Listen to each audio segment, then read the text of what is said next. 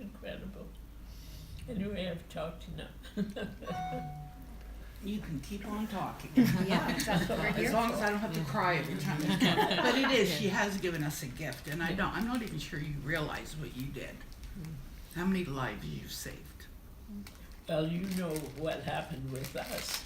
I had a former employee who has, we've retained our friendship, but I was the director of the Child Life Department at Children's Hospital. And her name is Wynne Leslie. And it was quite fascinating. What happened was that I was talking to her on the phone, and she said to me, Ruth, there's a course that I think you should take. And she told me about the course. And I said to her, well, where will I learn about it? And she said, I'll give you the phone number, the woman's name. And she said, but I must tell you that that course is again beginning this evening. So you have to make up your mind if you're going to take the course. And if you phone her, you find out what it costs, find out what it entails. And I said, okay. And then I said one more thing. I said, Wynne, I'm not a religious woman. Do you know if this course is a course that could stem on to religion? She said, I think you should ask that question of the woman that you're about to phone. Let her tell you. And so I did. I phoned, and I was embarrassed to say, you know, I'm not a religious woman. I was brought up in a religious home, but my life led in such a way that it's too long a story. So there was my guru saying to me, well, I think what you should do is come this evening and stay for the evening, and then you make your own decision. So I said, all right. So I wrote the check out for the course, stuck it in my purse, and came to this lovely place and spent the evening. Oh, I just was, I mean, I went home with stars in my eyes. I thought, wow, how could I be expected this kind of thing? And I never looked back. And so, of course, you've changed my life. You know you have. There's no question about it. I've had a very special life that I never would have had. Never would have had. Where would it have come from otherwise? And so there, I've had my say. I'm sorry. Well, one thing I would like to say is that Ruth still hosts a group at her home in her suite, and they're a group of writers that come from her Heart Space group and continue to write and to lean on Ruth for support and guidance.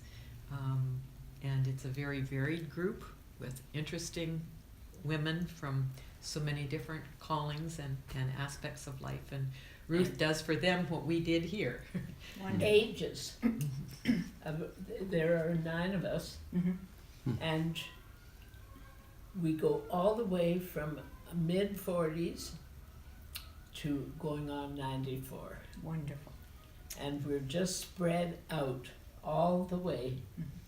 50, 60, 70 is fascinating when you take a look at the group around, because we each have something else to offer. And you know, it's not that I'm wiser than they are, but I'm older, so I've had more experiences than they've had. I can tell you what Corydon Avenue looked like in 1923, and it was just land then. That's where I was born. But anyway, this has been, it's a change of life for me. It's a real change of life for me. My family's very proud of me, and I feel quite good about it. We're actually, what I have right now is a very fine woman. My daughter was a friend of hers from years ago. She's been a journalist, and she's an editor. And I don't think I've ever come to a meeting without bringing a story. So I have over 100 stories. And she has taken my stories in my scribbler that's everything scratched out and all of that, and she's taken it home with her, and she's bringing it together, and I'm stunned at what is going to happen here.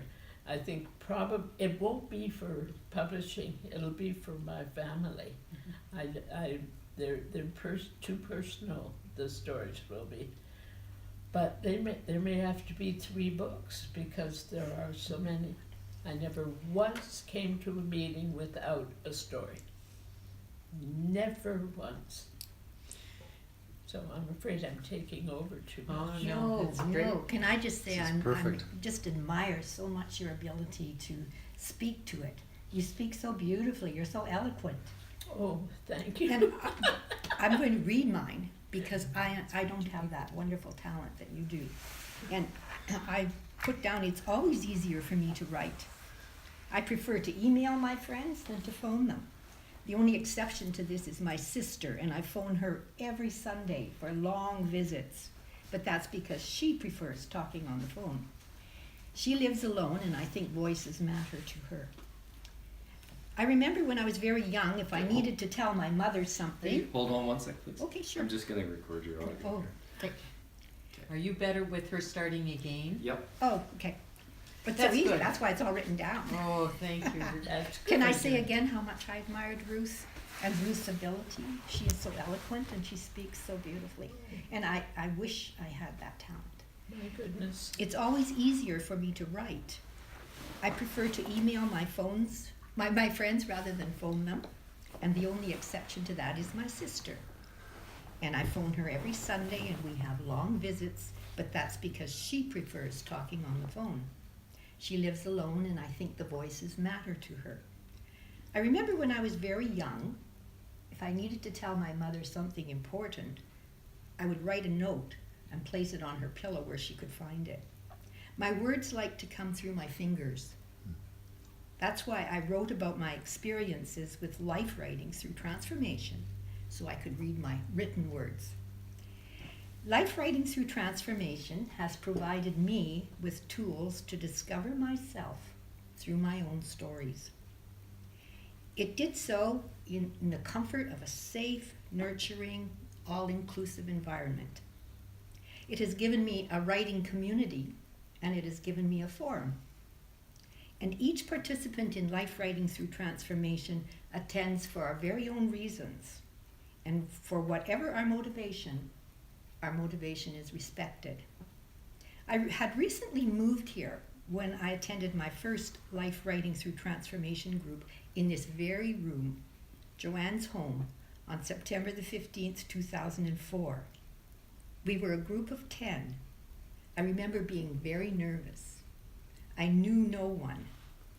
I remember I always chose the same chair to sit in to write.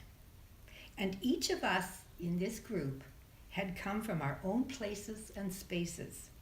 We wrote, we shared, always by invitation, never by expectation. And through sharing, we developed a common bond of trust, a bond that gave us permission and freedom to find our own voices through writing. We listened to each other, we laughed together, and sometimes we cried. I wrote a very brief little book of poems, one for each of the writers there. And now I can keep them in my heart and revisit everyone through my poems. I still write often. I may never write the novel of the century.